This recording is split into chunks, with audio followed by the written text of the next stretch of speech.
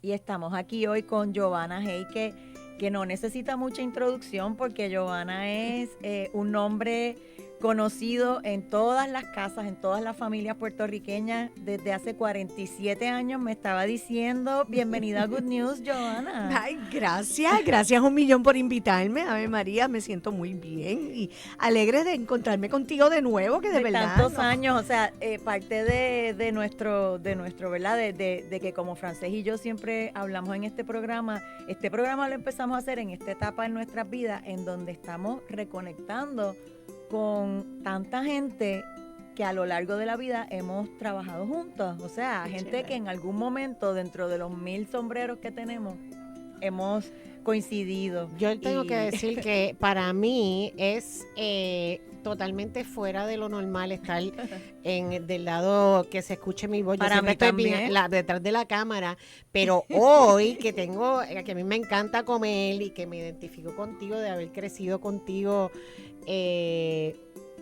pero también la disciplina de tener una persona de 20 y pico de años, tuviste constante todos los días diariamente en televisión. Eso es, para mí, o sea, también la parte de producción y de disciplina de talento es un montón de años. No solo eso, criar 2 hijos, haciendo todo esto a la vez, o sea, escribiendo recetarios, que son, ¿cuántos estábamos hablando antes de empezar el programa? Fueron 19 recetarios y 5 libros de cocina. Y ahora estoy en mi último proyecto. Nunca último, penúltimo. Pero es uno que lleva en realidad trabajándose 35 años. Bueno, pues tal vez hoy era el momento de reconectar con todo esto por algo. La verdad es que sí.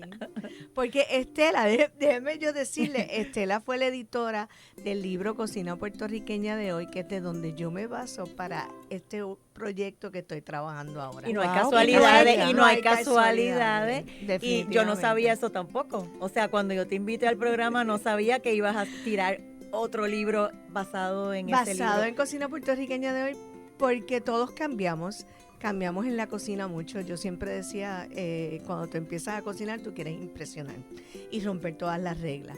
Y después llegas al punto donde te das cuenta que tienes que servir en cierto tiempo, tienes empleados que van a hacer las cosas, no tú solo, y entonces empiezas a trabajar un poquito más sensatamente. Y entonces quieres hacer una buena comida y que salga bien y que todo esté en su sitio.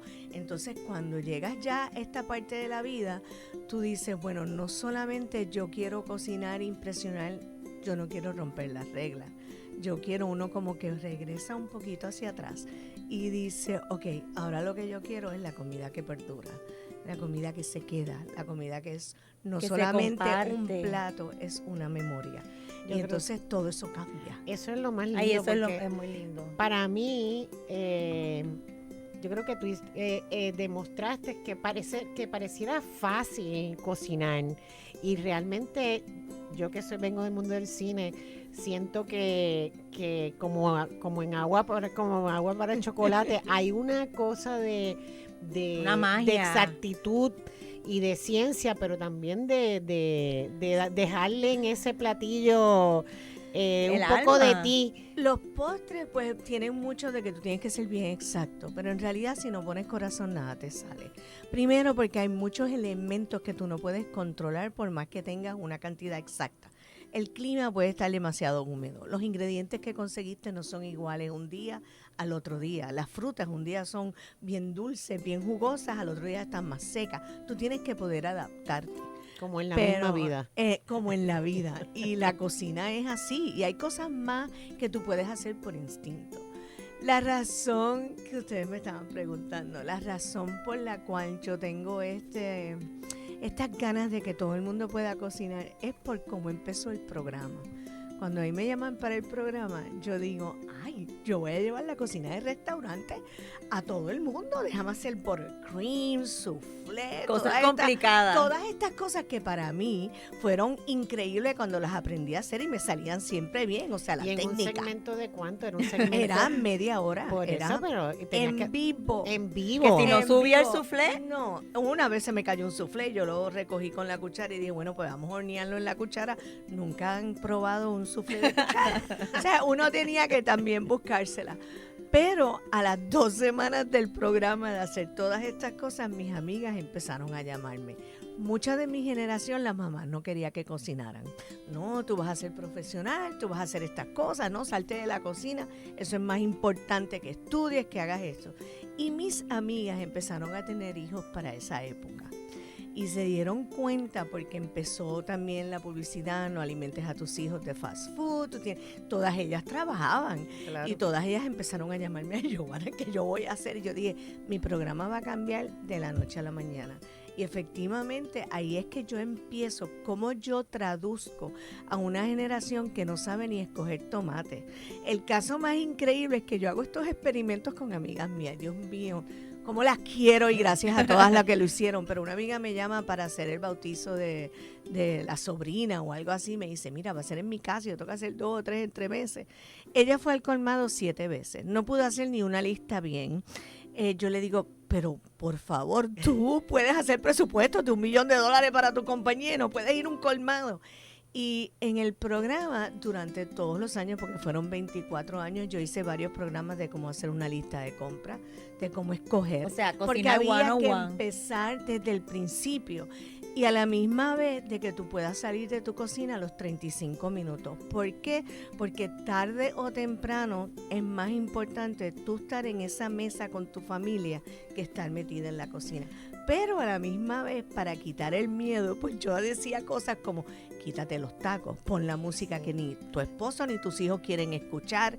Ese es tu momento. Tú estás cortando, estás pelando, estás que lo cocinando, disfrutara. que lo disfrutara. Pero ella lo dice así tan natural, como lo hacía bien natural, pero ser entertainer, porque es estar ahí en vivo, sin libreto, cocinando, yo que no puedo hacer 2 cosas a la vez, o sea, te venía Miedo. bien natural. Miedo. Pero yo creo que la personalidad tuya también. Yo hablo mucho. Fue Pero como que perfecta. miedo. Pues Cuenta. miedo porque en televisión no puede haber silencios. Ujú. Así que yo cogía cada receta y yo hacía ciertos círculos de cosas que podía leer información.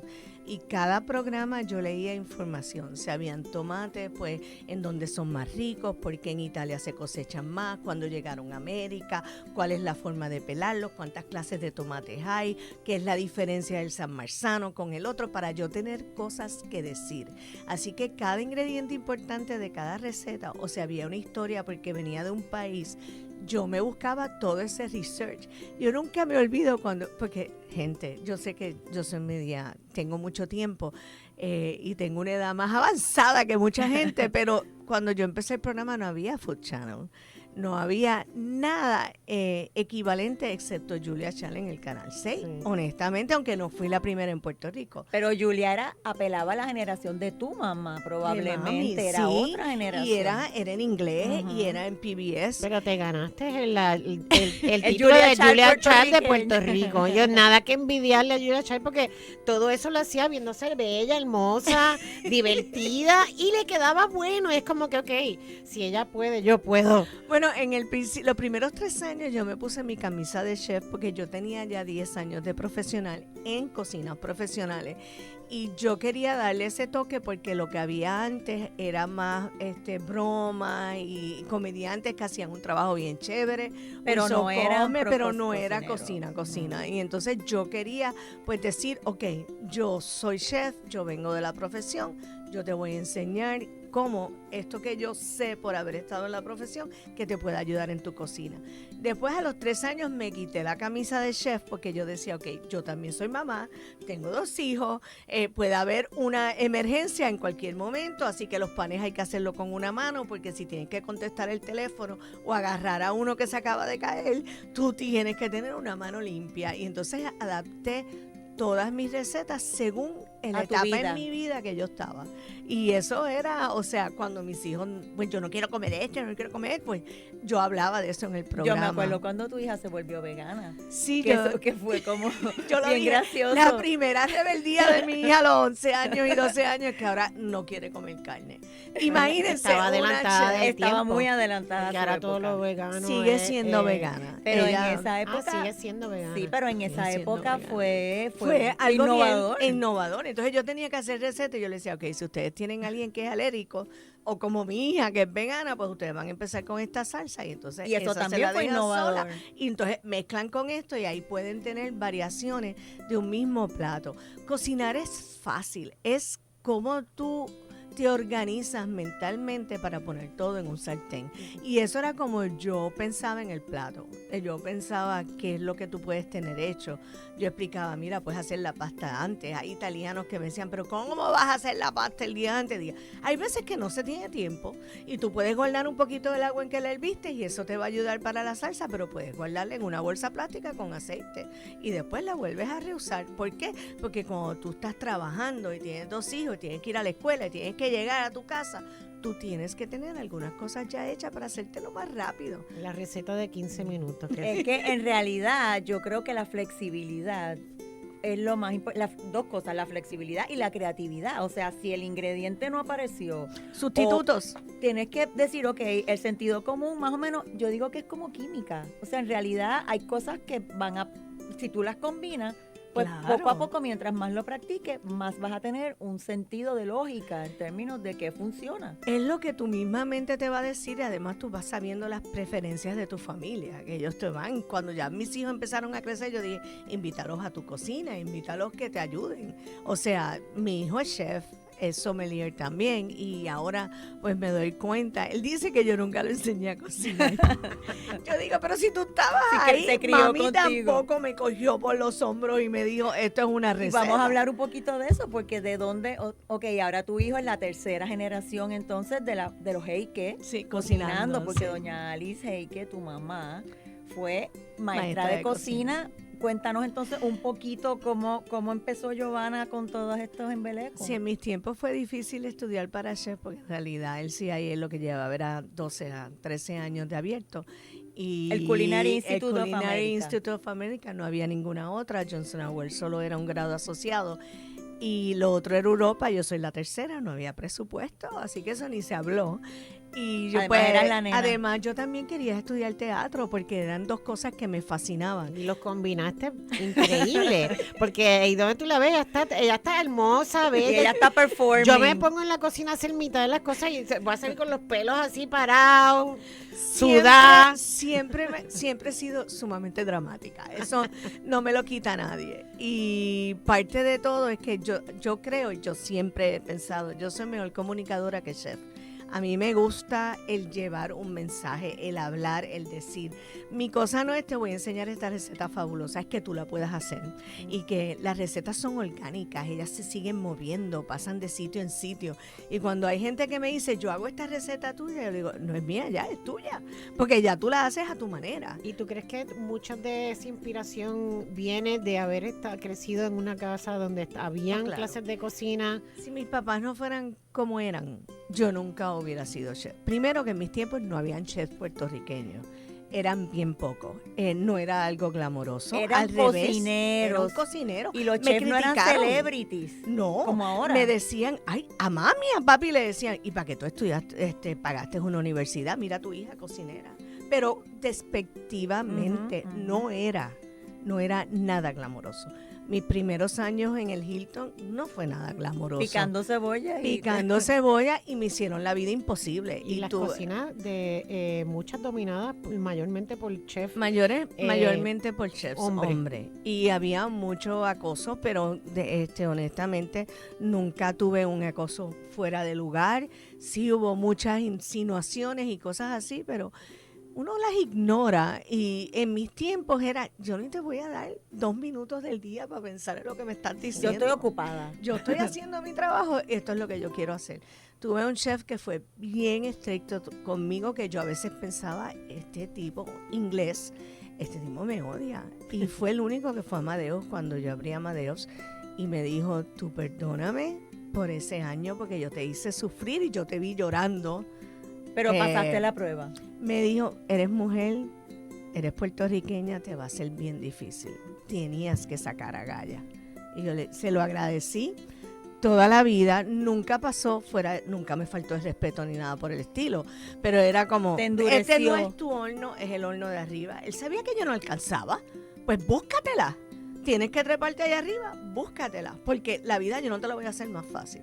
Nadie me hizo la vida más fácil, me la hicieron más difícil, pero yo se los agradezco, porque ahora puedo hacer todo lo que quiero, ¿sabes? Puedo decir, pasé todas estas pruebas, tengo montones de clics físicos que vienen con la industria, que vienen con el trabajo, pero tengo una alta tolerancia al dolor, porque cuando uno tiene algo y el plato tiene que salir, tiene que salir. Tuve la oportunidad de volver a la cocina profesional. ¿Tienes un restaurante nuevo? Bueno, el restaurante nuevo en realidad es mi hijo el que cocina. Por eso, bueno, pero... Y es un tiempo...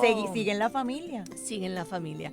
Yo lo llamo, es una conversación entre él y yo. Él ha resucitado recetas eso de mis tiempos. ¿Y dónde es el restaurante? ¿Cómo se llama? Es en Metro Office Park, se llama República.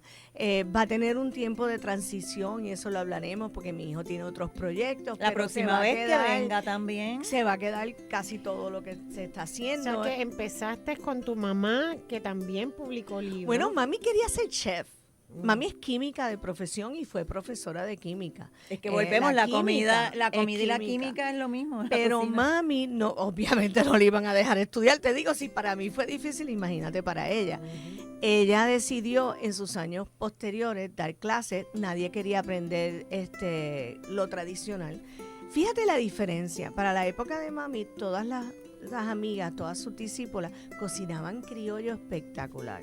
Así que ella se dedicó a otros países. Ella estudió con Marcela Hassan en Toscana. Ella cocinó y cogió clases en La Varenne, en Francia. Cogió con Mary Beth Clark, que fue una de las primeras. Era un espectáculo ir a una de esas clases. Ella era espectacular, pero era todo cocina de afuera. La mayoría de la cocina puertorriqueña que yo he hecho research, que es lo que estoy trabajando en el próximo libro, que viene de cocina puertorriqueña de hoy, es por eso mismo. Mi etapa de la cocina puertorriqueña de hoy, yo era muy chef. Y ahora, en el transcurso de mi vida, yo quiero volver a la comida puertorriqueña y contar las historias detrás de cada receta. Eso me encanta. Porque hoy en día, desgraciadamente, estamos perdiendo nuestra cocina. No solamente por cosas comerciales. Miren, los anuncios son increíbles. Nosotros por poco estaríamos haciendo arroz grano largo por una buena publicidad que se hizo. El arroz de Puerto Rico es el grano mediano y el grano pequeño. Son cosas así que nosotros no nos damos cuenta que van pasando y van sustituyendo. No, pero con el arroz yo estoy clara. Que el grano mediano. Y ya no se consigue casi el grano corto. Y sí, el grano yo corto creo que dijiste algo que me caló hondo, y es que en las recetas de los libros de tu mamá, después tú entras a tratar de modernizar, ¿verdad?, esas recetas criollas, y ahora estás diciendo que quieres volver a hacerlo, pero rescatando también lo ancestral de nuestra comida, porque en la comida y en esa cena cotidiana o especial, siempre hay como en esas páginas de recetas, siento que se rescata también culturalmente la memoria de un pueblo, técnicas también que no estamos haciendo. Yo lo dije en otro programa, mi hermana no sabe, no voy a decir cuál de mis hermanas para no meterme en lío, no sabe cómo pelar una yuca porque lo compra ya frozen, ready to, qué sé yo ni qué. Como que hello, no es lo mismo. Son esas cosas. Además de que nosotros como pueblo, porque Puerto Rico tuvo 100 años que España nos olvidó.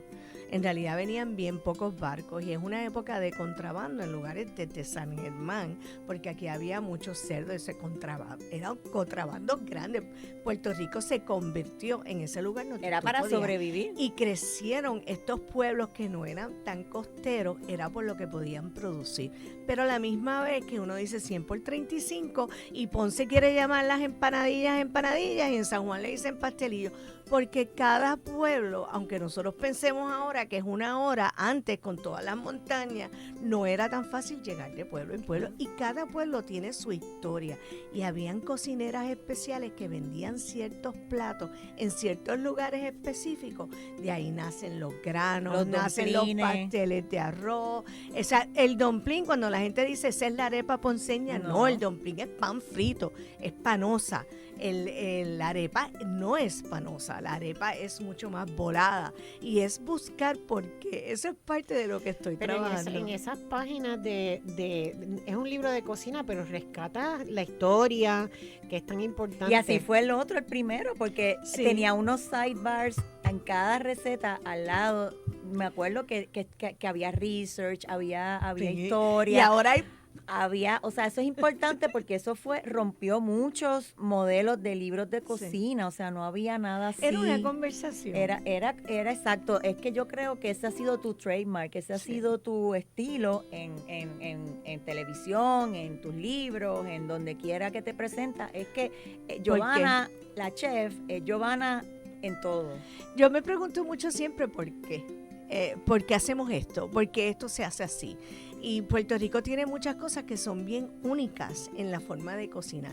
Y hay muchas cosas que hemos perdido por eso mismo. A mí me da risa cuando dice, ¡ay, el mayo ketchup! Eso es bien autóctono. Mire, señor, la mayonesa llegó a Puerto Rico después del 1940. Nuestra ensalada de codito es casi igual al primer anuncio de Hellmann's aquí en Puerto Rico.